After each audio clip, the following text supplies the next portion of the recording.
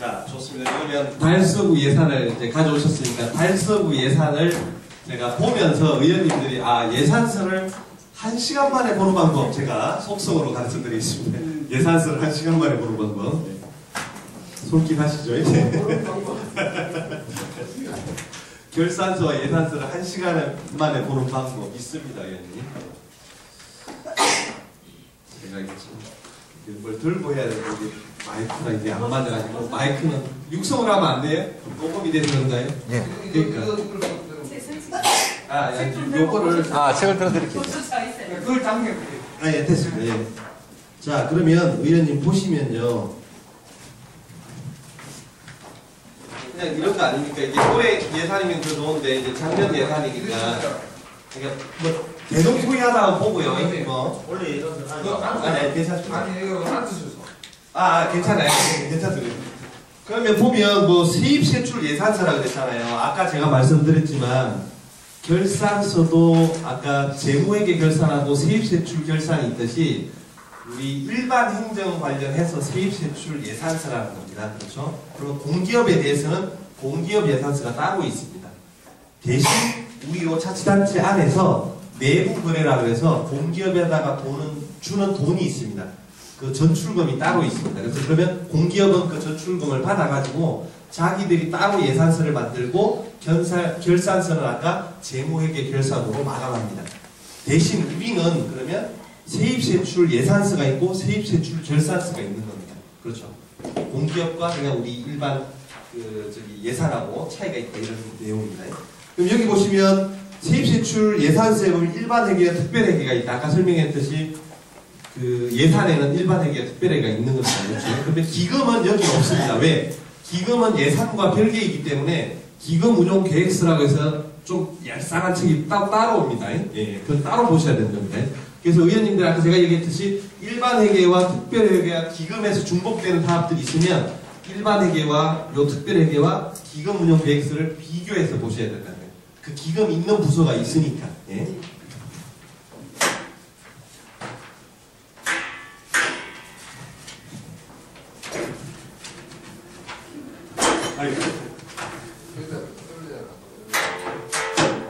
앉아서 하셔야 돼요. 앉아세요? 네, 앉아서.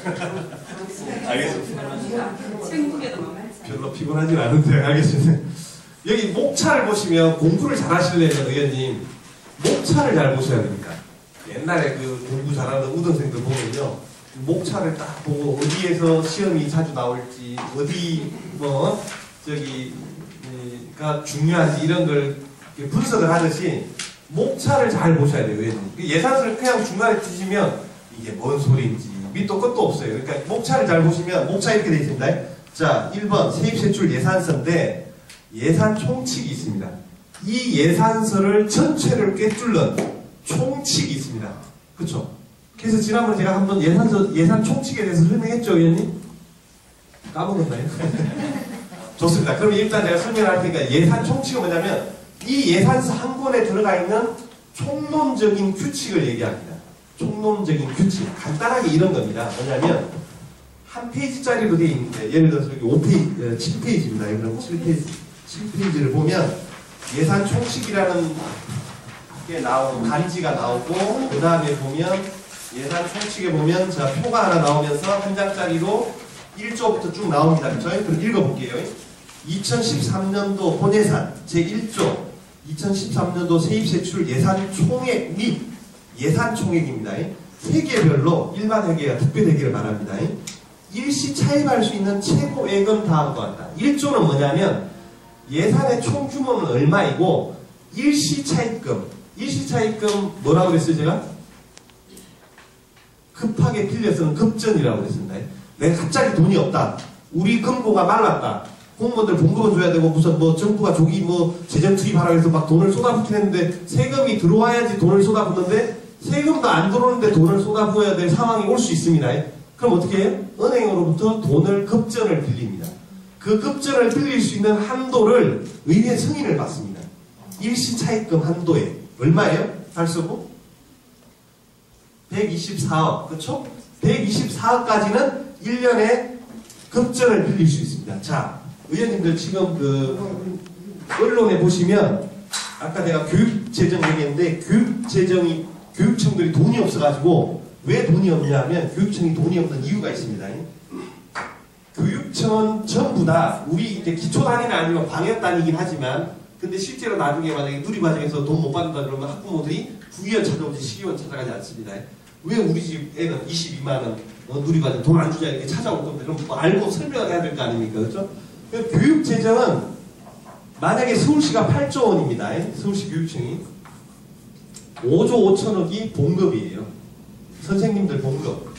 근데 이 8조 원 중에서 한 5조 5천억이 정부에서 지원을 받고요. 이게 60%입니다. 아까 지방교육재정 교부금법이 있습니다. 거기에서 내국세 20.27%를 정부가 세금을 걷어서 따박따박 내려보내줍니다.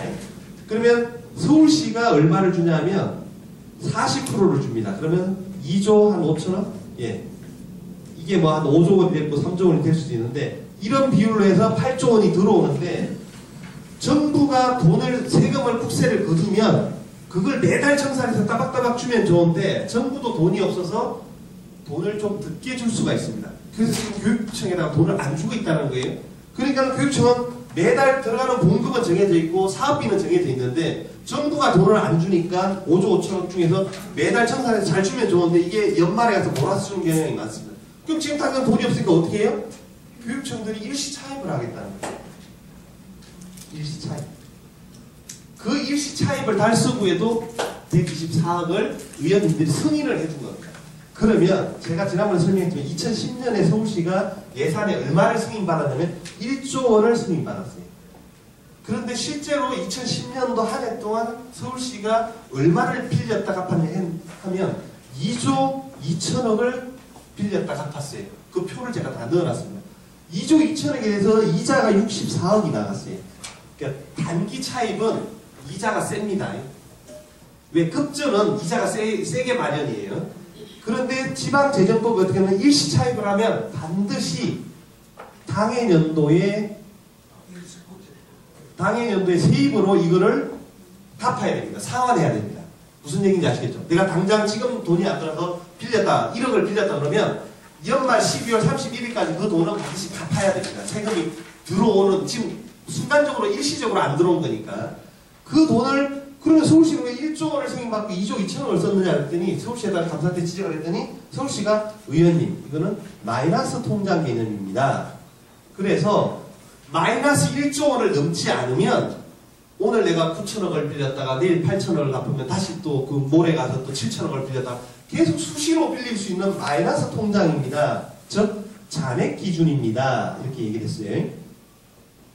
저는 무슨 소리냐, 돈이 갑자기 세입이 안 들어왔을 때 일시적으로 쓰는 거니까 1년 동안 총액으로, 총액 개념으로 1조 원을 빌리라는 의미이지 마이너스 통장 잔액 기준이 아니다. 이게 논쟁이 붙었습니다. 그래서 제가 요 안행부에다가 친절하게 또 물어봤죠. 요 뒤에 보면 전화번호까지 나와요. 예, 이거 나옵니다. 의원님들 궁금하시면 요 바에다 전화해서 내가 발서구 의원 김모 씨인데 이게 궁금하다 그러면 친절하게 알려줍니다. 저 몇 번 전화해봤어요. 실제로 전화 알려줍니다.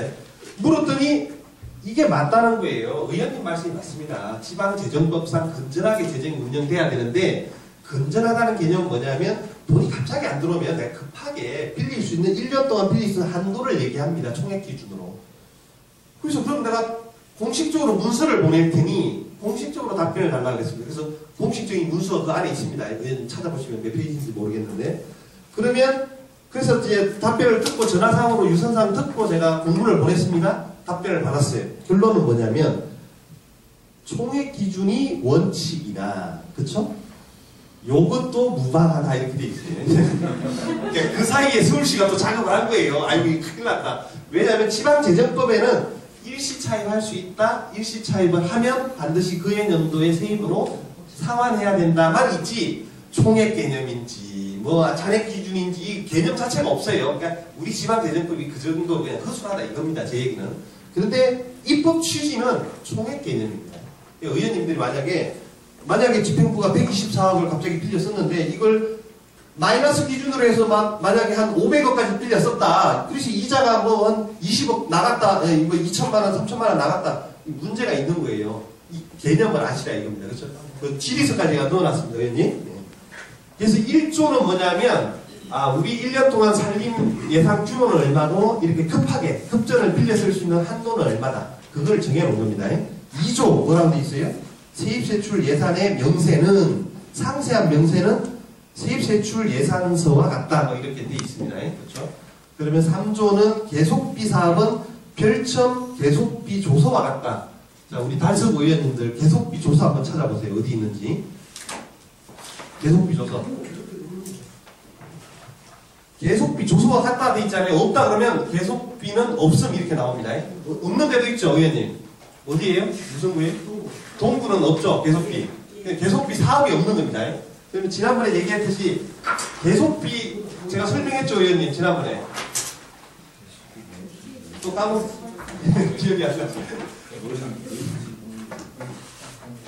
계속비 사업이 있습니다, 의원님. 계속비 사업은 뭐냐면 예산은 155. 1월 1일부터 12월 31일까지 한 해 연도에 마무리가 돼야 되는데 모든 행정회계는 회계연도 독립의 원칙에서 그런데 만약에 하수종말 처리장이든 주차장이 됐든 복지가 됐든 한 3년 걸릴 것 같다. 그러면 3년에서 5년 좀 장기적으로 2, 3년 걸릴 것 같다 그러면 계속비 사업에 편제를 하고 매년 정산을 하는 게 아니라 사업이 끝난 연도에 정산을 합니다. 그러면 예를 들어서 40억짜리 공사가 있다. 그러면 2014년에 20억, 2015년에 10억, 2016년에 10억을 해서 정산을 한다 그러면 계속비 사업으로 이 사업을 편제했다 그러면 의원님들이 그러면 조서가 첨부되고 그걸 갖다가 예산서를 딱딱딱 두들겼다는 건 계속비 조서를 드러내지 않고 통과시켰다는 얘기는 인정해 준 겁니다. 계속비 사업으로. 그러면 3년 동안 40억을 들여서 그 사업을 하라고 인정을 해 준 겁니다. 그러면 만약에 2014년에 20억을 하나도 집행을 못했다. 이 돈이 고스란히 다음 연도에 2월 되고 이 돈과 합쳐져서 30억을 2015년에 쓸 수 있는 겁니다. 2월비에는 3개가 있습니다. 의원님 지난번에 얘기했는데 2월비에는 회계연도 독립원칙 1년 동안 무조건 써야 되는데 쓰지 못하고 넘겨주는 돈이 3개가 있다는 겁니다. 뭐예요? 명시 2월, 사고 2월, 계속비 2월이 있다는 겁니다. 근데 계속비 조서를 써서 의원님들의 승인을 받으면 매년 정산하고 원래 이게 20억 불용해서 뭐 2월금으로 남아있는데 2월금으로 남아있는데 그렇게 안 치고 넘겨줍니다. 넘겨줘서 2016년에 40억짜리가 35억에 공사 끝나고 5억이 남았다 그러면 이게 불용돼서 이렇게 처리해 주는 겁니다. 그래서 계속비 조서에 보시면 사업 연도라든가 뭐 매년 투입되는 재정 규모 이런 것들이 있습니다. 몇 페이지죠? 157. 157. 계속비는 몇 개나 있나요? 3개. 150. 예, 그러면 계속비 조서 사업 조서 있잖아요. 그렇죠, 의원님? 그러면 주민복지과의 노인복지관 건립. 그렇죠? 노인복지관 사업이 당해 연도니까 2013년도. 그렇죠? 25억. 그 다음에 2014년도에 35억. 그 다음에 2015년 이후에 10억. 이렇게 해서 70억을 공사하겠다는 겁니다. 그렇죠, 의원님? 하나밖에, 잠깐만. 하나밖에 없네. 하나. 그쵸? 노인복지관 건립. 예, 하나 있습니다. 예, 계속비.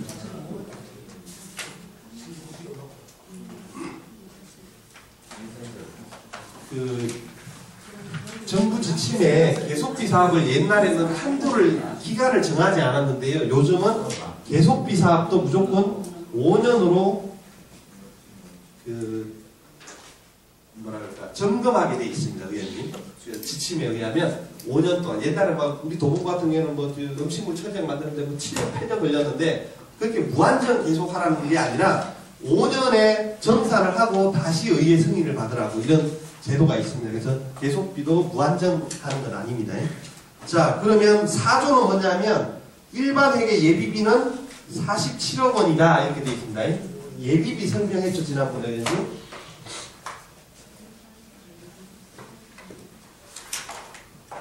예비비는 지방자치법 129조가 나오는데요. 자, 예비비 내년도 변경이 됩니다, 의원님. 지난번에 설명했을 텐데 지금까지는 올해까지는 당초 예산 일반 회계의 1% 이상을 의무적으로 적립해야 됩니다. 예비비라는 건 뭐냐면 예상치 못한 일이 발생할 수 있으므로 우리가 아무리 계획을 잘 수립해도 내년에 무슨 뭐 일본에 또 화산이 폭발해서 우리 대구 쪽에 뭐 영향이 있을 수가 있고 뭐 갑자기 구제역이라든가 뭐 여러 가지 뭐 에볼라가 지금 부산에 뭐 몇 명이 왔다는데 지금 대구까지 확산될지 말이야.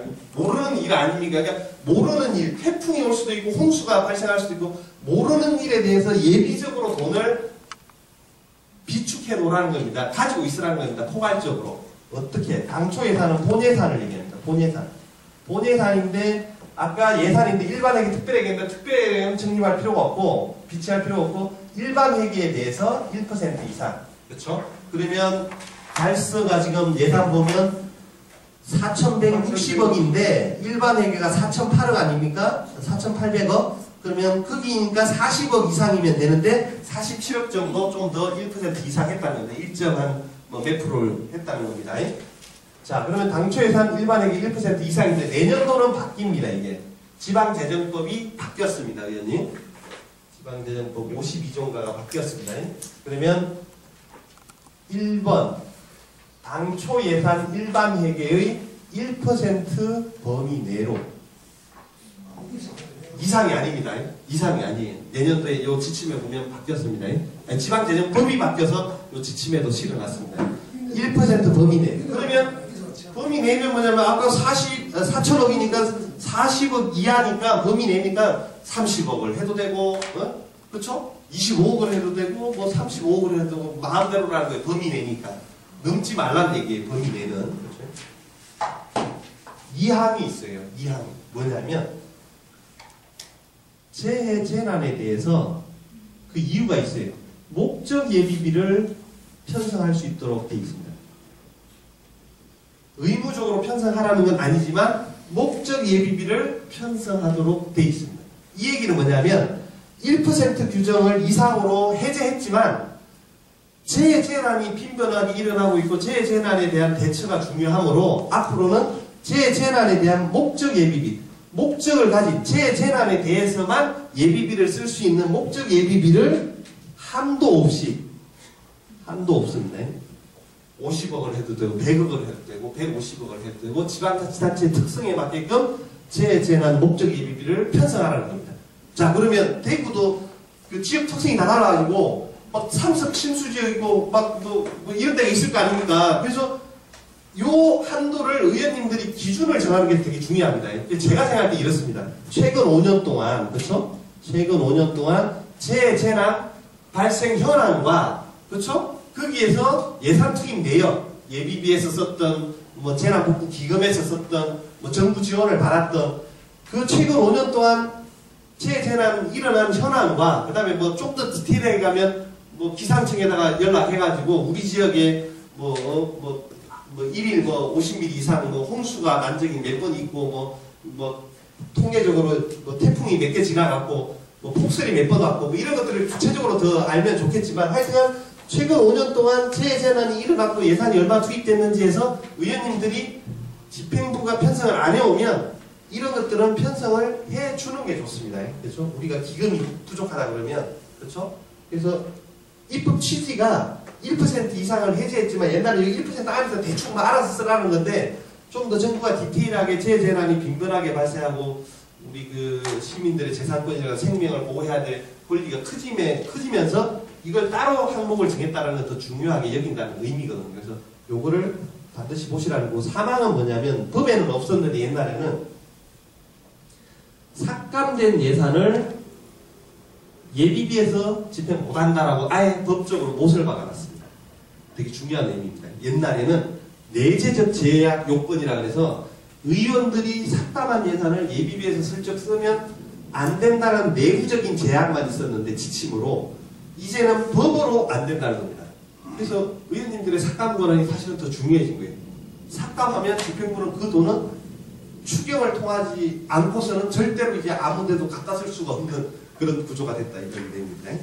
예비비. 그래서 예비비는 내년부터 제도가 바뀌니까 의원님들 좀 따지면 좋을 것 같고요. 5조가 뭐냐면 지방채 차입 한도액입니다. 의원님들 지방채는 뭐냐면 일시차입하고 달라서 지방채 채무를 얘기합니다. 그렇죠? 지방채를 차입 한도 빌려 쓸 수 있는 한도가 얼마냐면 26억 있는가요? 26억까지는 지방채를 발행할 수 있다 이겁니다. 지방채는 크게 채권을 발행할 수 있고요, 의원님. 채권 발행. 정부나 이쪽에서부터 정부 자금채를 차입할 수가 있습니다. 차입할 수가 있고 채권을 발행할 수가 있고 뭐 이런 겁니다. 그래서 지방채 차입 한도를 의회에서 승인을 받게 되어 있습니다. 이 이상 빚을 못 낸다는 얘기예요. 빚을 내더라도. 그 다음에 6조가 뭐냐면 지방재정법 47조 제1항 단서 규정에 의한 총액 인건비에 포함된 경비는 상호 이용할 수 있다. 여기서 내년에 또 바뀌는 게 있는데요. 올해부터 바뀌었는데 아직 요거는 이제 2013년 걸 안 바뀌었네요.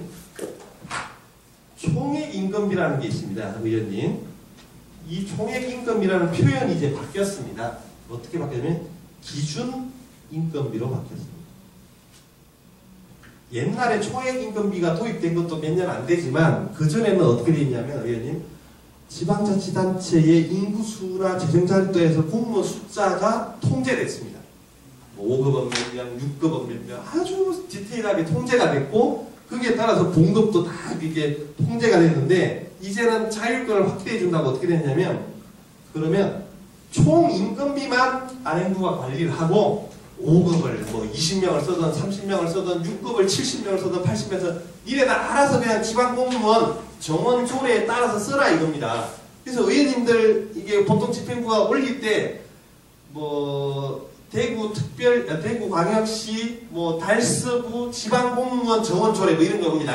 그러면 맨 뒤에 보면 1조 뭐 공무원은 뭐 이 조례에서 몇 명을 한다. 2조 집행부 공무원은 뭐 만약에 1200명을 하고 의회는 뭐 9명을 한다. 이렇게 그게 정해집니다. 정해지면 맨 뒤에 보면 별표 1, 2, 3에 보면 뭐 예를 들어서 기술직은 얼마, 행정직은 얼마, 그 다음에 직급별로 5급은 몇 퍼센트, 6급은 몇 퍼센트 해가지고 그 표가 다 나옵니다. 그 다음에 또 직급별로 배치 부서에 따라서 의회에는 5급이 몇 명 있어야 되고 6급이 몇 명 이렇게 배치표까지 다 별표 1, 2, 3에 다 나옵니다.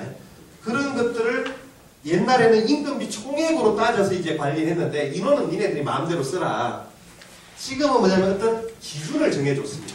총액 인건비 개념이 아니라 달서구의 뭐 재정 규모와 뭐 또는 면적이라든가 뭐 이런 것들을 봐서 기준 인건비를 정해줬습니다. 그래서 의원님들이 자료 요청을 하셔서 예전에 총액 인건비와 기준 인건비 제도로 바뀌면서 차이 나는 점이 뭔지를 의원님들 질의하시면 그것도 좋습니다. 예를 들어서 이런 거죠.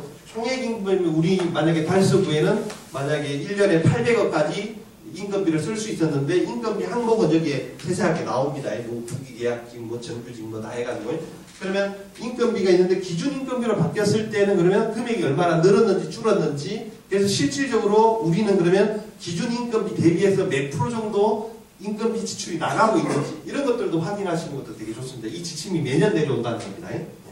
그러면 총액 임금비 내에서 경비는 상호 이용할 수 있다.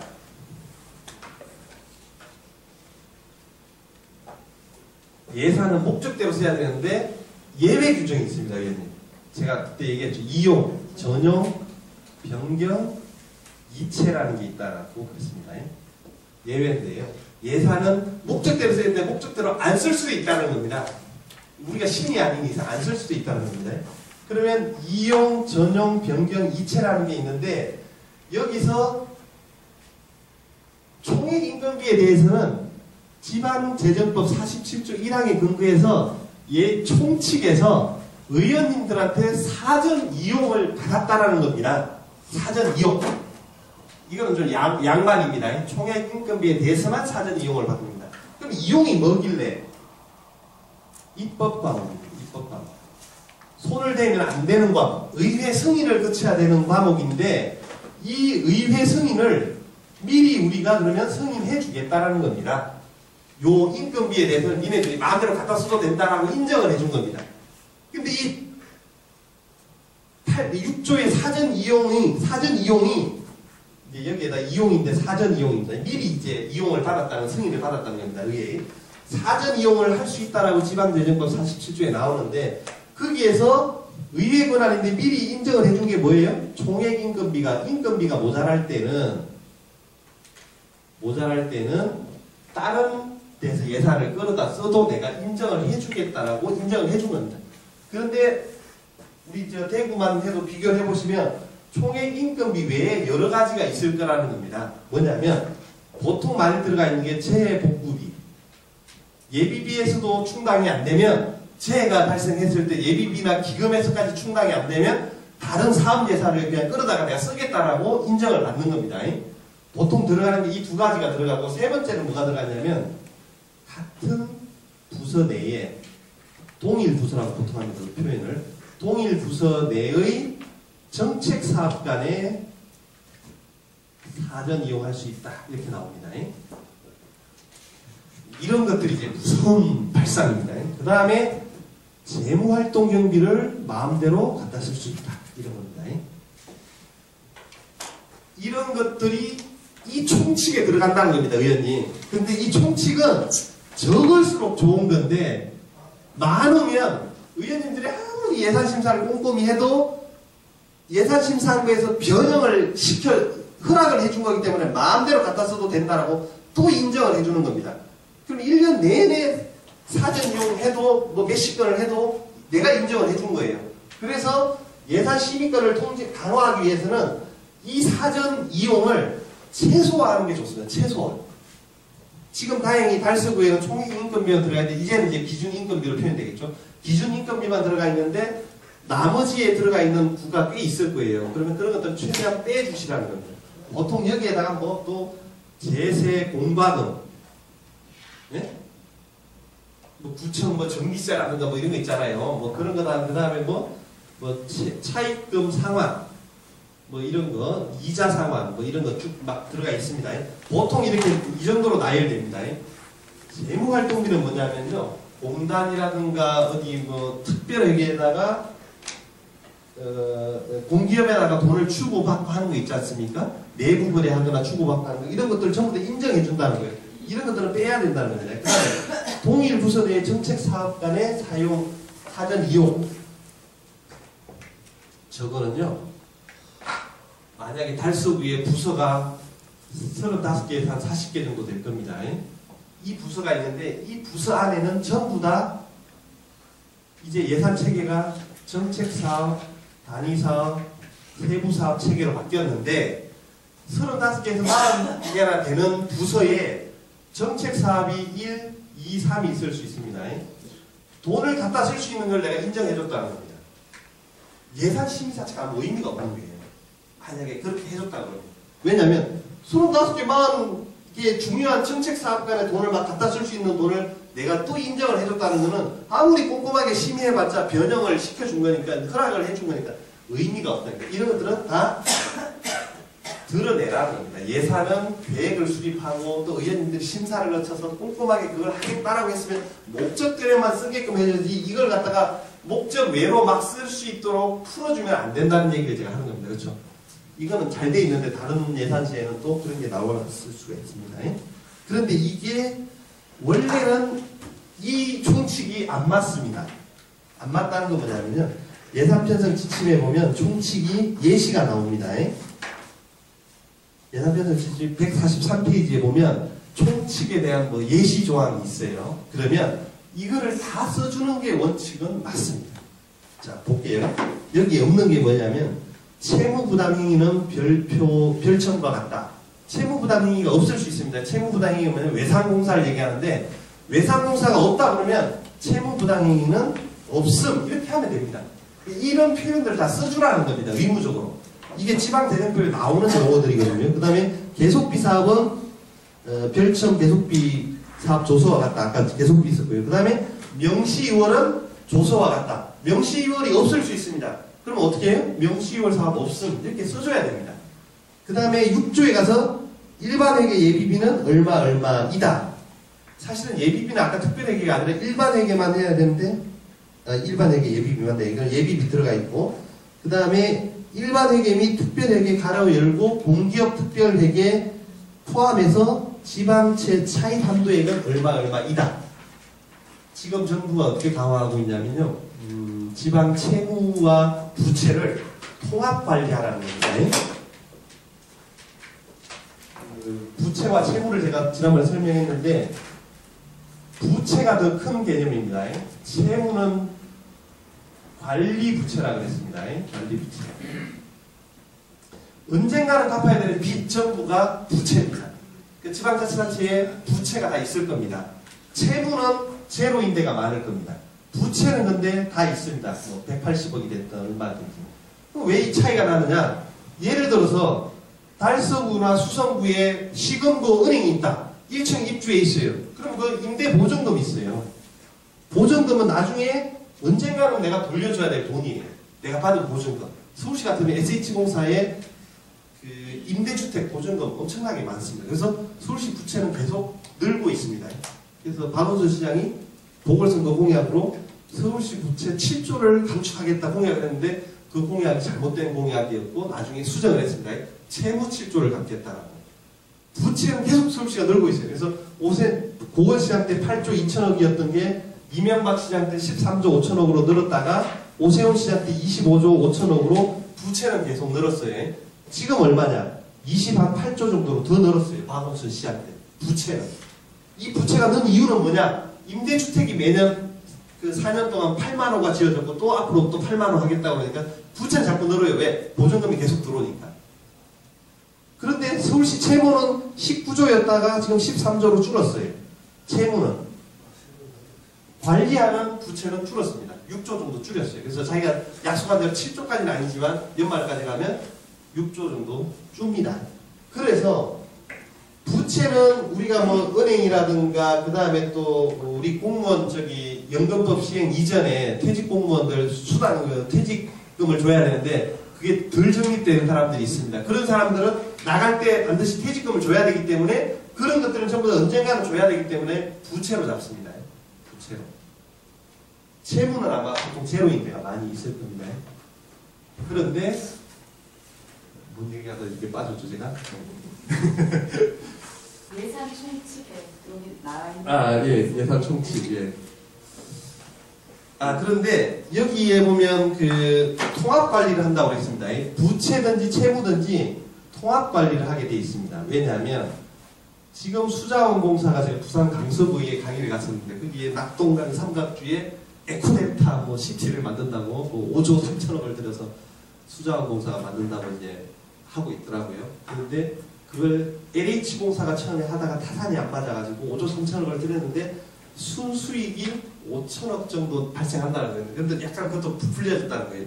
그러니까 LH가 손 띄고 나가버리고 음은 이제 수자원공사가 떠맡은 거예요. 근데 수자원공사가 4대강 하면서 얼마를 빚을 안고 있냐면 8조 원 빚을 안고 있어요. 지금 8조 원 빚을 안고 있는데 정부에다가 내년에 빚 좀 갚아달라고 그랬더니 정부가 빚 갚을 원금 갚을 돈은 없고 이자만 찔끔 도와줄게 해가지고 지금 내년 예산에 편성돼 있다는 거예요. 근데 8조 원의 빚을 안고 있는 수자원공사가 5조 3천억을 들여서 5천억 수익이 날까 말까한 사업을 과연 할까요? 제가 볼 때는 10조 팔고 안 한다고 봐요. 저는 아무 사업성도 없는 사업을 수자원공사가 빚더미를 안고 또 그걸 하겠냐고요. 제가 볼 때 4대강 공사하다가도 망했는데 안 할 거라는 생각이 드는데 결국 뭐냐면 정부가 4대강 사업을 하면서 22조, 23조를 쏟아부으면서 수자원공사라든가 산학기관에다가 빚을 떠넘겼습니다. 그래도 정부 빚이 지금 527조인데 내년에 570조가 된다는 거예요. 1년 예산이 376조밖에 안 되는데 한 150% 정도 빚이 있는 거죠. 그런데 이제는 정부가 지방자치단체에 대해서 자기들도 문제지만 지방자치단체에서 통합관리를 하라는 겁니다. 뭘? 일반회계, 특별회계, 공기업에 대해서까지 채무와 부채를 통합적으로 관리하고 거기에 대해서 빌려 쓰는 돈도 통합적으로 이게 의회 승인을 받으라 돼 있다는 겁니다. 그 다음에 8조는 내나 47조 1항의 단서 규정에서 기준 인건비를 포함한 경비 또는 동일 부서에서 정책사업 간의 경비는 사용 이용할 수 있다 했는데 이런 것들은 예시긴 한데 동일 부서 내에서 정책사업 간에 갖다 쓰는 거는 의원님들이 다 드러내시는 게 좋다. 그래서 이 총칙의 예시대로 다 써주는 게 좋습니다. 그래서 없으면 없다라고 쓰고 있으면 있다라고 하고, 그리고 이 총칙에서 금액을 줄이거나 이 총칙에서 좀 드러내는 것은 삭감이라고 그러고, 이 총칙에 없는 조건을 부과하거나 금액이 있는데 그걸 정액하는 것은 정액이라고 합니다. 총칙도 삭감이 가능합니다, 의원님. 예를 들어서 일시 차입을 124억이 아니라 110억만 해라, 100억만 해라, 삭감 가능합니다. 그런데 124억을 하겠다고 하는데 우리가 130억을 해라, 정액은 안 된다는 겁니다. 동의가 필요하다는 겁니다. 무슨 얘기인지 아시겠죠? 총칙도 삭감과 정액이 가능하다. 우리 우리 수성구가 지방채 발행한 게 없습니다. 네. 그러면 순 채무가 다른 채무 항공은 기억이 못 하겠는데요. 지금 지방채를 발행하려고 그러거든요. 아, 그래요? 17억 정도, 17억인가 22억. 아, 내년도에? 네네. 그런데 이제 그걸 뭘 할 거냐 이렇게 물으니까 이제 통상 이제 복지관이 아니고 뭐죠? 우리 뭐 한다 그랬지? 도서관 등 하는 복지 예산을 그 건설비 같은가 지방채를 발행하게 하는데 우리가 한 번도 지방채가 지금 현재 없었는데 왜 굳이 우리에서 내년에 하려고 그랬냐라고 이제 뭐 질의해 놓은 상태 정도 되죠. 그렇죠. 어떻게 생각하십니까? 좋은 지적이십니다. 네. 그래서 중앙정부랑 싸워야 된다는 얘기가 나오는 겁니다. 왜냐하면 지방자치가 부활한 24년 지났는데 국세와 지방세 비율이 80대 20으로 아직도 그대로예요. 사무는 계속 떠넘기고 복지사업은 늘었는데도 돈은 자기들은 계속 가지고 있으면서 찔끔찔끔 줍니다. 이게 실제로 쓰는 거는 자기들은 45% 쓰고 우리가 55%를 써요. 집행은. 실제로 예산 집행은 우리가 더 많이 하는데 이걸 어떻게 해야 재정으로 통제한다는 거예요. 돈으로. 돈을 주면서 계속. 그러니까 이게 나쁘죠. 지방자치가 아니죠. 이게. 그래서 지금은 어떤 사태까지 왔냐면 지금 인천이 지금 뭐 아시안게임 치르고 나서 적자 뭐 빚뜸이 아니라 내년부터 제가 뭐 몇천억씩 갚아야 되니까 부도 직전이다 뭐 난리 났어요. 제가 볼 때는 사실은 인천은 이제 예산 대비 채무 비율입니다. 의원님. 채무 비율 곱하기 100이 40%를 넘으면 파산. 우리가 뭐 파산 제도가 있는 건 아닌데 재정위기단체라고 합니다. 지방재정법 55조 2에 재정위기단체를 지정하게 돼 있습니다. 40% 넘으면 무조건 재정위기단체예요. 그냥. 그럼 이게 뭐냐면 재정식민지가 되는 거예요. 재정식민지. 재정식민지는 뭐냐면 내 주권이 없는 거예요. 재정 주권이 없는 거예요. 어떻게 주권이 없냐? 3년 동안 건전하게 그 재정 운영을 하고 신규 사업은 하나도 못하고 지방채 발행도 안 되고 그 다음에 하던 사업도 줄여야 되고 의원님도 의전비도 줄여야 되고 뭐 예산 다 줄여야 돼요. 그래서 3년 동안 졸업을 하면 다시 식민지에서 해방시켜주는 이게 이제 우리나라가 2011년도부터 도입을 한 겁니다. 외국은 파산제도가 있는데 우리는 법적으로 파산제도가 없어요. 왜? 돈이 모자라면 중앙정부가 재정 이전 제도라 그래서 교부금이라든가 보조금을 줘서 생활하게 돼 있는 상태이기 때문에 구조이기 때문에 파산 제도는 명확하게 없지만 독립체산제가 아니라서 없지만 재정위기단체를 지정해서 식민지화 시키겠다는 겁니다. 그래서 3년 동안 졸업하면 얘네들 다시 주권을 주겠다 이런 제도로 도입을 했습니다. 그러면 실질적으로 인천이 지금 채무가 한 뭐 3조 5천억 4조 가까이 되는데 예산이 한 7, 8조 정도 돼요. 그래서 실질적으로 40%를 넘는다고 그래. 지금 뭐 39.5% 뭐 일반돼 있어요. 근데 지난번에 인천시가 산수를 잘해가지고 예산 규모를 늘려버렸어요. 예산을 늘려 산수를 잘해서 분모를 키워버리면 비율이 39.5%가 37%로 떨어져요. 그럼 예산을 어떻게 늘려요? 차환채를 발행했어요. 차환채. 차환채가 뭐냐면 빚이 3조 5천억이 있는데 이게 이자가 3%짜리가 있고 3.5%짜리가 있는데 이것을 좀 더 2.8%짜리 뭐 이런 거를 갈아타겠다고 예산 규모를 늘린 거예요. 실제로 차환을 안 했을 수도 있습니다, 지금. 그런데 그거를 모면하기 위해서 예산 규모를 넓혀야 되는데 허수를 넓힐 수도 없고 이자가 센 아까 지방채 발행을 한다 그랬는데 17억을 지방채를 발행하는데 아까 제가 정부 자금을 차입할 수도 있고 우리 자치단체를 담보로 해서 채권을 발행할 수도 있는데 어떻게 하는지는 모르겠는데 그 다음에 세 가지가 있습니다. 정부 차입, 그 다음에 시중은행 차입이 있습니다. 이걸 차입선이라고 합니다. 차입선. 돈을 빌려오는 곳을 얘기합니다. 세 번째가 지방채 발행입니다. 지방세 발행한다는 지방채를 발행하는데, 근데 보통은 이걸 갖다가 이제 차입을 지방채라고 그러는데, 보통은 지방채에 세부 내역을 보면 정부에서 돈을 빌려오는 게 있고, 은행에서 돈을 빌려오는 게 있고, 지방 채권을 발행하는 경우가 있는데, 아마 채권 발행이 기초에서는 쉽지 않을 겁니다. 왜냐하면 기초자치단체의 그 공신력이라든가 뭐 신뢰도가 뭐 그래서 보통 정부에서 돈을 빌려올 경우가 많을 겁니다. 아니면 정부에서 돈을 빌리기 애매하면 은행에서 이제 시금구에서 빌려오고 구금구에서 빌려올 가능성이 많습니다.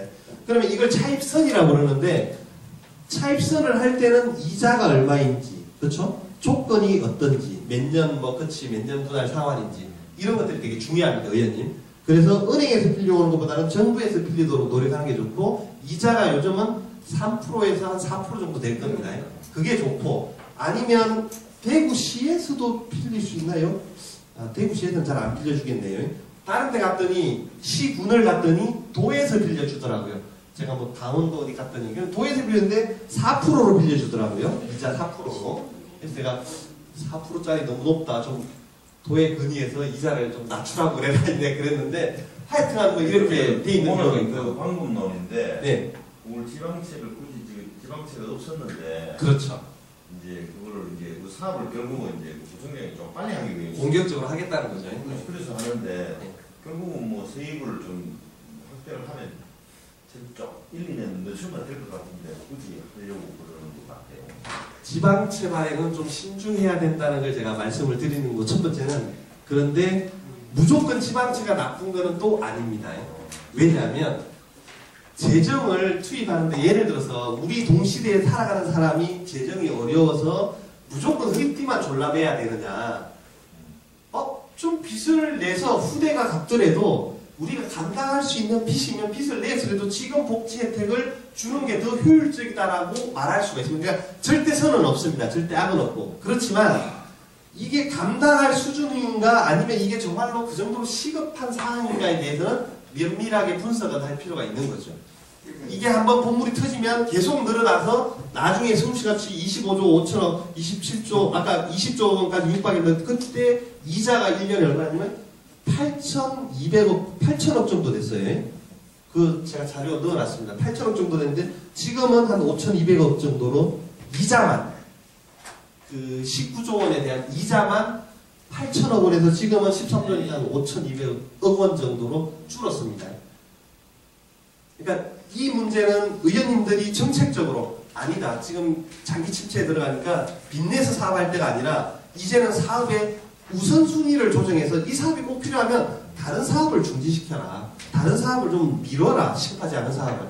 우선순위를 조정하는 겁니다. 그게 중장기 계획이고 또 정책적 판단입니다. 근데 괜찮다, 우리가 이 정도로 감당할 수 있고 이 사업은 다른 데 줄일 수가 없고 이 사업은 필요하다 그러면 이 사업을 빚내서라도 하자, 정책적 합의를 할 수가 있습니다. 이게 주스당 거기 있는 돈을 내부 거래에서 5년 무이자 상환 5년 1년 300이 있어요.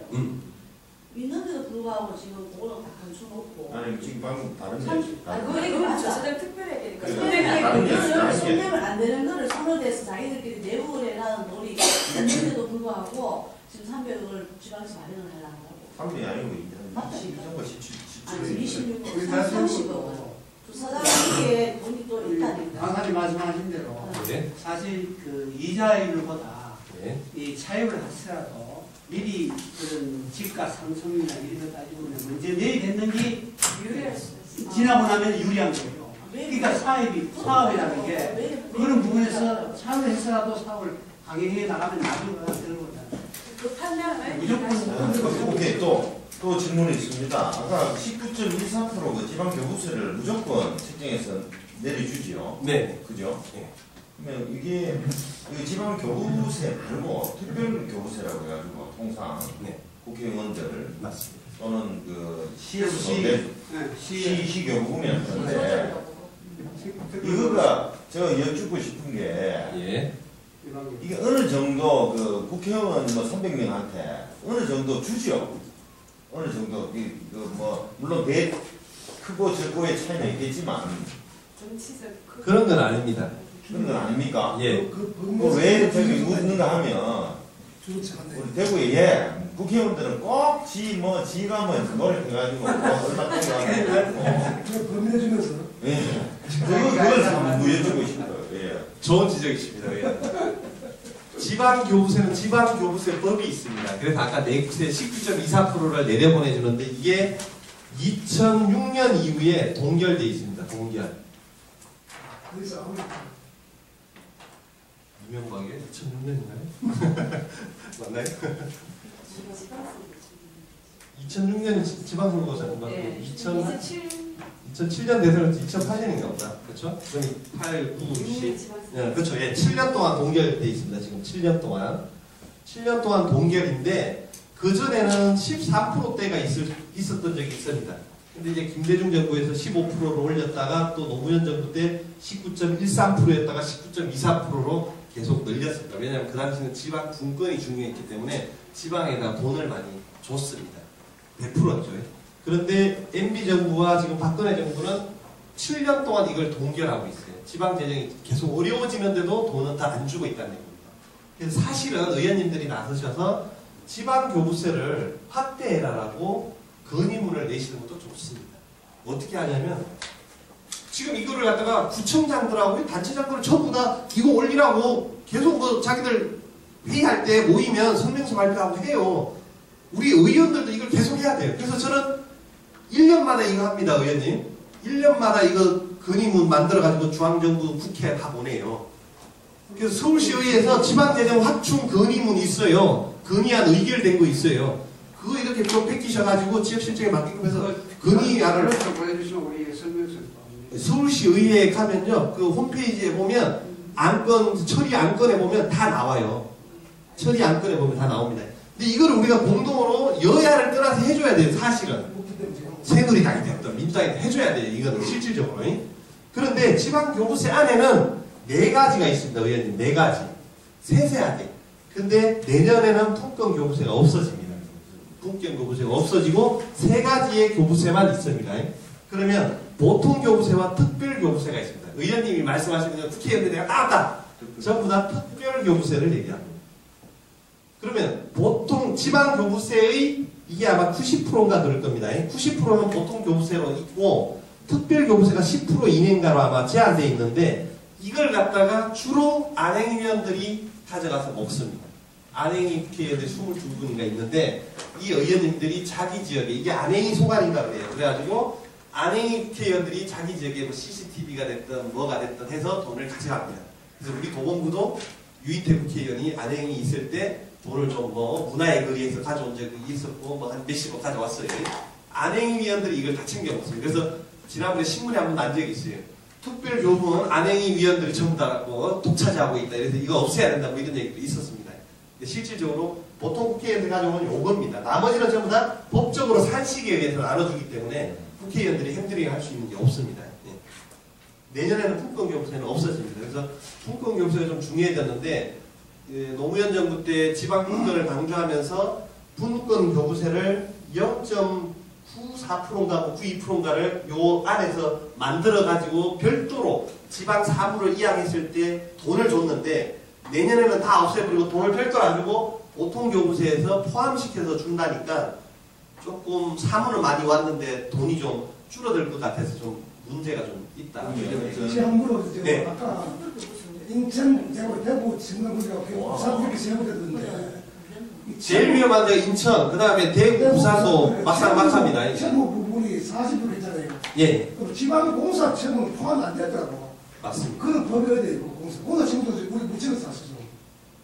공사가 없다며요. 대구 공사 있지. 아, 대구는 있다. 네, 예. 있으니까 그 공사 채무 때문에 사람 넘어갔으면 대구도 아우 다 돼가지고 그런데. 그래서 많은 자치단체들이 서울도 그렇지만 SH공사로 빼냅니다. 옛날에는. 그렇죠. 그러니까 본청에서 채무로 돈을 빌리는 게 아니라 대행을 SH를 시켜가지고 SH 사업에서 빚을 내서 쓰게끔 만들었어요. 그래서 서울시가 25조 5천억 빚이 있을 때 실질적으로 18조 5천억 정도가 SH공사 빚이에요. SH가 뭐죠? 서울 도시개발공사를 얘기합니다. LH는 뭐 우리 정부 SH가 서울 도시개발공사인데 서울 도시개발공사에다 다 밀어가지고 거기서 다 했습니다. 뭐 한강 르네상스 뭐든 막 전부 다. 근데 마찬가지로 지금까지는 본청 채무만 이렇게 관리를 하는데 앞으로는 통합을 하라는 겁니다. 아까 제가 얘기했듯이 통합을 하라는 거니까 계속 통제가 강화되고 있습니다. 그 아까 그 특별교류세가 그 19년 이사에 뭐 정확하진 않지만 10%부터면 1%가 되잖아요. 그죠? 전체에 보면 네. 보수에 보면 네. 그럼 그 안행이 사람들이 갖고 오는데 그럼 국회의원이 한 300명인데 지역구 참 비례 빼버리면 한 22명 정도 된다. 안에니까. 국회의원 전체 보면 비례 빼면 한 260 아니다 250명쯤 되지 않습니까? 맞아요. 300명 중에. 그러니까 그 20명만 갖고 가면 나머지 이제 230명들은 화낼 거 아닙니까? 그렇죠. 예. 실제로 더 많이 갖고 가고 그런 게 실제로 있는 모양이죠. 그러니까 저 금액을 전부 다 그 안행위원들이 다 가져가는 건 아니고 예. 아마 안행부에서 특별교부금으로 써야 될 때가 있을 겁니다. 그 고유한 목적 사업비가 있는데 예. 안행위원들은 그 외로 자기 지역에 몇십억씩 가져간다 이겁니다. 그러니까 저 금액은 제가 큰데. 궁금한 게 예를 들면 안행이 소관이 아니라도 네. 230명 정도는 네네. 어느 정도 그 국회에서 그 각 지역구 관리 차원에서 어느 정도 분배하는 교부금적은 전혀 없습니까? 없습니다. 제가 김건태 의원님 삼선 모셨고 지금 인재근 의원 모시는데 네. 특별교부금은 못 가져옵니다. 없습니다. 없고 그러면 예를 들어 이제 여당 의원이 옆에 지가 갖고 다는 게 많이 많네요. 맞죠. 옆에 예를 들어서 유대용 국회의원이 강북구의원인데 이분이 이제 안행위원인데 그분한테 부탁을 했더니 5억 CCTV 특별교부를 받아오더라고. 그러니까 도봉구로 지정을 해서. 그러니까 이제 그 지역 안행위원들을 조정을 해서 우리 지역으로 빼돌릴 수는 있습니다. 예를 든다면. 그러면 이제 시에서도 시의원이 하는 게 있더라고요. 그게 특별 시 예, 있습니다. 그게 이제 좋은 지적이죠. 자, 이거는 지방교부세고요. 맞습니다, 의원님. 잘하셨네. 조정교부금이라는 게 있습니다, 의원님. 네, 조정교부금. 조정교부금인데, 세입에서 아까 이게 300이고요. 그렇죠? 장 300장이고, 400장이 조정교부금 및 재정보증금인데, 내년에 재정보증금은 조정교부금으로 통합이 됩니다. 그러면, 도라든가 이쪽, 강원도라든가 충청남도 이쪽, 도는 재정보증금이었는데, 광역시 특별시는 전부 다 조정교부금이었는데 이제는 내년에는 전부 다 그냥 재정보증금이 없어져 버리고 지방재정법이 개정해서 조정교부금 통합이 됩니다. 조정교부금은 뭐였냐면 특별광역시에 지금까지 있었는데 이제 내년부터는 뭐 다 확대가 되는데 시도하고 광역특별시하고 좀 다릅니다. 특별광역시는 예전에는 2012년까지는 취득세, 등록세 포함돼가지고 취득세의 예를 들어 서울 같은 경우는 서울시하고 자치구인데 50대 50을 나눠 가졌습니다. 취등록세가 서울시가 다 걷어가지고 50은 서울시 세입을 하고 50은 25개입니다. 나눠줬습니다. 그러면 대구 같은 경우는 비율이 조금씩 달랐는데 뭐 대구시가 70을 가지고 구에다가 뭐 30인가를 나눠줬는데 그 표는 제가 바뀌어가지고 지금 안 했는데 이 취등록세가 2008년 막 부동산 경기를 너무 심하게 타니까 서울시 3조 5천억 들어오는 게 2조 6천억밖에 안 들어오는 거예요. 그럼 25개에 나눠주는 돈이 100억, 200억씩 팍 주는 거예요. 구청이 난리가 났어요. 돈 없다고.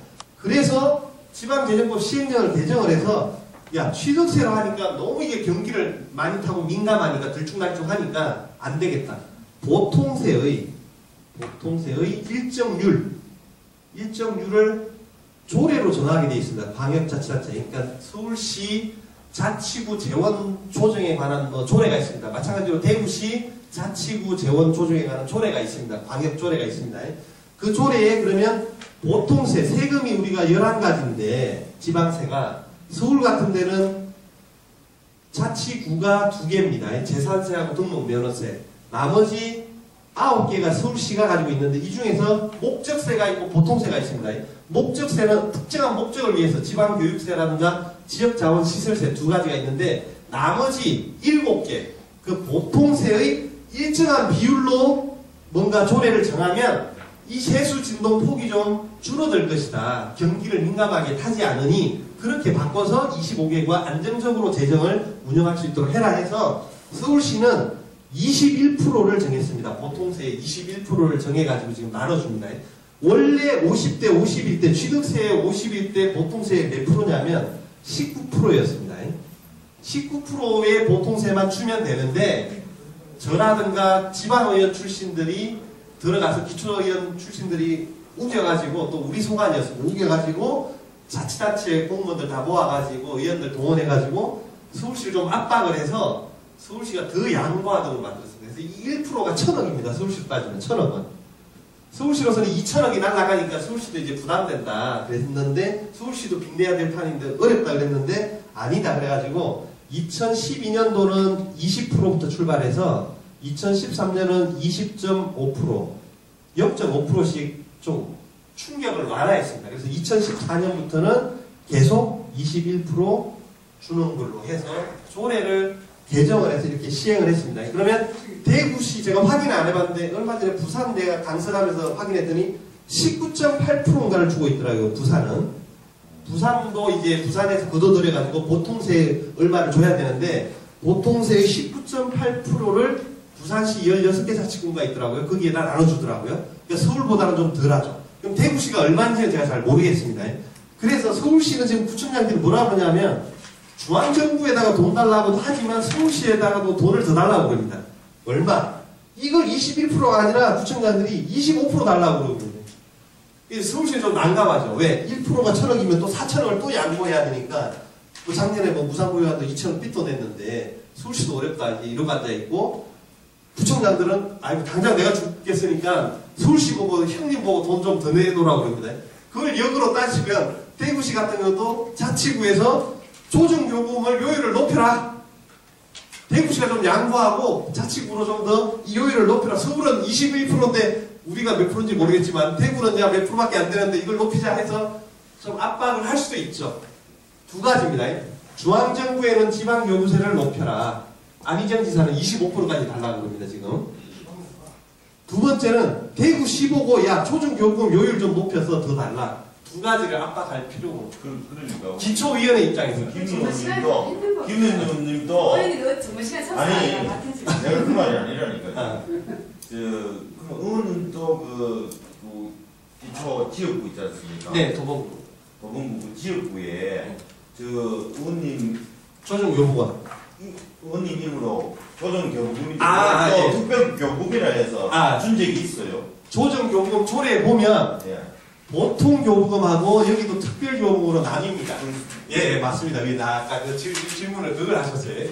그러면 보통 대구시 조정요금에도 보면 보통요금이 있고 특별요금이 있습니다. 그러면 이것도 마찬가지로 90%는 보통요금 나눠주는 산식이 있습니다. 인구수, 재정자립 돼가지고 구별로 10% 정도를 특별요금으로 놔줍니다. 포괄적으로.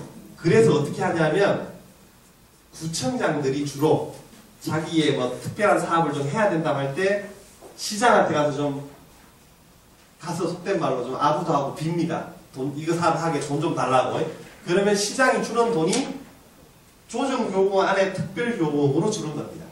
그런데 서울시 예를 들어 대구시의원이 광역시의원이 이 돈을 내가 가져왔다라고 주장할 수 있습니다.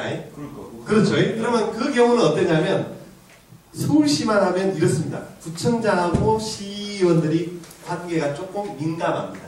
왜 민감하냐면 이 특별요금은 구청장들이 오로지 자기가 원하는 사업을 가져오려고 사업이라고 생각하고 서울시장을 찾아가서 따오는 돈인데 만약에 그 지역 시의원이 자기가 사업을 정해서 따갔다 그러면 그 지역의 돈이 이만큼이 줍니다. 뭔 얘기인지 아시겠죠? 요만큼의 만약에 달서구에 줄 돈이 있었으면 달서구 광역시의원이 요걸 자기가 사업을 먼저 가져가 버렸다. 시장을 해가지고. 그러면 달서구 사업이 만약에 한 뭐 150억을 줄려다가 40억을 줄려다가 10억을 가져가 버렸다. 30억만 주는 거예요. 왜냐하면 이 특별요금도 저도 이제 CEO 돼서 자료 요청을 해봤죠. 25개 구별로 특별요금 배분 현황을 가져와 봐라 그랬더니 비슷하게 n분의 1로 나눠줍니다. M이에요. 근데 시의원이 자기가 빼가면 구청장이 싫어합니다. 그래서 관계가 좀 민감해요. 시 입장에서는 돈이 무한정이 있는 게 아니기 때문에 누군가가 그 지역에 돈을 가져가면 다른 의원들도 다 눈 뜨고 지켜보고 있기 때문에 특정구에 더 많이 줄 수가 없는 거예요. 그래서 구청장들은 시의원이 빼가면 막 공무원들 동원해서 욕합니다. 근데 우리가 구청이 해야 될 사업을 가져야 하는데 자기 지역에 돈을 끌고 갔다고 막 욕을 하고 그래서 좀 민감합니다. 서울은 그런데 대구는 구청장하고 시의원이 같이 힘을 모아서 그 돈을 나오려고 하는데 그래서 이진우 구청장은 아주 좋아하는데 물 좀 주세요. 물. 아, 그런데 대구도 보면 광역 시의원들이 몇 분이죠? 지금 40분인가? 30명 있잖아요. 나머지 시의원들이 눈 뜨고 지켜보고 있다니까요. 그게 만약에 우리 서울시는 행정자치위원회 소관인데 행정자치위원들이 행정사무감사 매년 그 지적도래요. 어느 구에 얼마 갔는지 3년치 평균 통계 가져와라 그러면 무슨 사업을 가는지 보면 뻔히 보이는데 특정 구에 많이 가면 쏠리면 다른 구 의원들이 가만히 있겠어요? 안 있지. 그러니까 이게 공무원들이 머리 아프니까 대충 N분의 1로 나눠서 줘요. 나눠서 주는데 그걸 갖다가 가져가면서 이거 들어가고 내가 가는 척 이렇게 해서 이제 아니 그걸 내가 가는 게 아니고 구청 공무원이 시의원 누가 특별히 공무원 줬다 이렇게 한다니까. 그게 누구 선거에 선거를 그러니까 또 그럴 수 있습니다. 뭐냐면 시의원 체면을 세워주기 위해서 우리 시의원이 따왔다. 그러니까 구청장은 뭐 이렇게 좀 빠지더라도 뭐 그럴 수도 있고요. 아니면 실제로 가외로 예를 들어서 우리 도봉구에 이제 좀 예전에 행정자치위원장이 계셨는데 이분은 이제 해가지고 별도로 좀 가져오는 돈이 있어요. 근데 그게 똑같이 N분의 1이 아니라 약간 들쭉날쭉하기 때문에 조금 더 가져갈 수도 있습니다. 지금 왜냐하면 네. 우리가 권영기 시장이 이번에 처음으로 된 시장이다 보니까 네. 후손이거든요. 네. 그러니까 그분이 이제 시장 인수위원회를 하면서 네. 시의원 중에 굉장히 친분이 돈독한 사람들한테는 그렇죠. 우선적으로 우리 같은 경우에도 우리 지역의 시의원하고 시장하고 관계가 굉장히 좋고 CCTV 경보로 무역 땡겨 무슨 예산도 일단 우선적으로 편성시켜주고 이런 부분들이 있더라고요. 요번에 저 이런 것도 있습니다. 이제 뭐 최근 버전인데 다른 의원님도 들으셔야 되는데 시장이 우리가 8개구가 있거든요. 네. 대구시에 네. 그 구청장한테 준 게 아니고 구의장한테 공이 2억 5천을 줬어요. 지금 달서구도 갔습니다. 누가? 시장이요? 시장이 권영진 시장이? 권영진 시장이 구청이 준 게 아니고 구의회 의장한테 줬습니다. 2억 5천을 같이 8개구에 그랬는데 이제 그 서구에는 보니까 서구 있죠.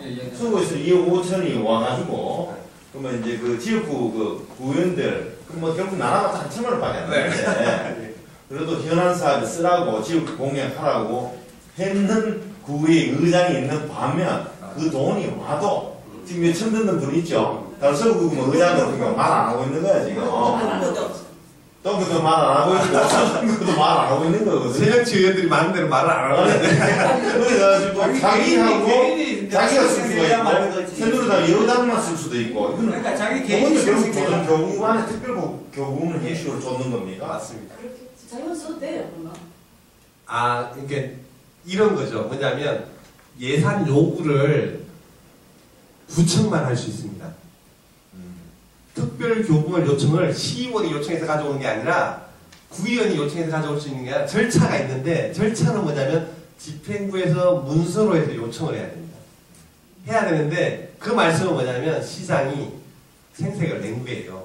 자기가 이제 처음 되고 나서 이제 25개 그 의장들을 좀 이렇게 자기 좀 해서 집행부에다가 양해를 구하고 의장님한테 일정액을 준 겁니다. 그러면 의장님이 의원님들 취합을 해서 집행부에다 던져주면 집행부가 예산 기한을 해서 특별교부금 신청을 할 겁니다. 아니 그것도 돈이 왔대. 절차는 그러니까 절차는 그렇게 거쳐줘야 됩니다. 네. 그러면 이제 내려보내주면 그 의원이 요구한 사업을 이제 수행하겠다는 거겠죠. 그러면 그게 5천만 원, 한국 5천만 원. 아니 2억 5천이 있지. 임금상도 그거 2억 주고 있대. 5천이니까. 이걸 뭐 알고 동생만 넣으면 5천만 원 갖고 없으면 그렇게 하는 거지. 그거 아니야. 그럴 수 그것도 있어요. 그건 양반이네. 그것도 뭐. 그래서 입장 찍고 있어요. 아, 얘만 지금. 되면 전화 아니 5천만 원 해봤자 1억인데 1억 그러니까 5천만 지금 이런 스타일이야. 그거는 이런 겁니다. 제가 볼 때는 아까 특별교부금은 한정이 돼 있잖아요. 그리고 만약에 대구 경기가 좋아서 대구시가 지금 올해 생각한 것보다 세입이 더 들어왔다. 그러면 특별교부금도 아까 저기 보통세 일정률이기 때문에 좀 더 발생했을 수가 있습니다. 대구시는 부동산이 굉장히 그러니까. 많기 때문에 취등거세가 많이 들어왔습니다. 그러니까 이제 제 생각도 세금이 처음 예상했던 것보다 아마 좀 추가로 더 들어왔을 수가 있습니다. 그러면 조정교부금 금액 자체가 늘어났을 수 있습니다. 그러면 그걸 가지고 좀 생색을 낼 수가 있죠. 추가 재원을 배정해 주는데 우선적으로 당신한테 의견을 들어서 내가 주겠다. 네. 재정 상황이 좀 좋을 때는 그런데 어려울 때는 그런 게 없는 거죠. 못 들은 의원님들 그 의장한테 물어보세요. 이 아, 의원 네. 왔어요. 그것도 좋은 방법이에요. 자, 그러면 요거 간단히 표만 설명하고 이제 좀 쉬었다 할게요. 예산 총칙 밑에 보면 예산 규모가 나옵니다. 예산 규모가 나오는데 이 규모를 다 일일이 보실 필요는 없습니다. 보시면 보세요. 자, 세입세출 예산 총괄표가 있습니다. 이게 총괄이라는 건 뭐냐면 일반 회계와 특별 회계를 합쳐놓은 수치를 얘기합니다. 그러니까 여기서는 의원님들이 꼼꼼히 보실 필요가 없이 일반 회계 규모가 얼마나 되고 특별 회계 규모가 얼마나 되고 해서 총괄적으로 작년보다 몇 프로가 늘었고 줄었고 이런 수치만 보고 그냥 패스해도 됩니다. 그 다음에 세입세출 예산서인데 그 중에 총괄표 총괄표가 있고 그러면 세입세출 예산서 중에 일반 회계하고 특별 회계를 또 총괄표 한 장이 아니라 또 일반 회계하고 특별하고 좀 세세하게 좀 나눠놓은 표가 있습니다. 그것도 총액만 보시고 넘어가시면 되고요. 그 다음에 세입세출 예산 총괄표가 있는데 여기는 이제 일반 회계만 다뤄놓은 겁니다. 그러니까 예산서 형식은 이렇습니다. 총칙, 세입세출, 일반회계, 특별회계, 총괄, 그렇죠? 그 다음에 세세하게 들어갑니다. 일반회계에 대해서만 총괄, 그렇죠? 일반회계 세부사업 뭐 설명서, 명세서 해가지고 쭉쭉쭉 들어가고 특별회계 명세서 총론에서부터 강론으로 들어갑니다. 예산서 체계 자체가. 그 다음에 보면 1-3에 보면 총액 인건비 표가 나오고요. 그 다음에 계속비 조서가 나오고, 그렇죠.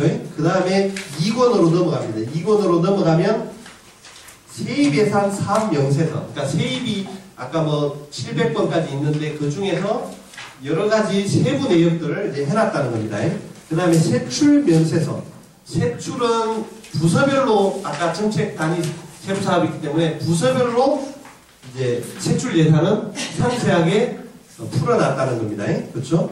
그 다음에 가면 특별회계가 있죠. 이건 지금까지 일반회계니까 특별회계에 대해서 세입 세출이 있다는 거예요. 그래서 예산서 체계는 총론에서부터 강론으로 들어간다. 그렇죠? 이렇게 보시면 됩니다. 잠깐만 5분만 쉬었다가 볼게요. 예.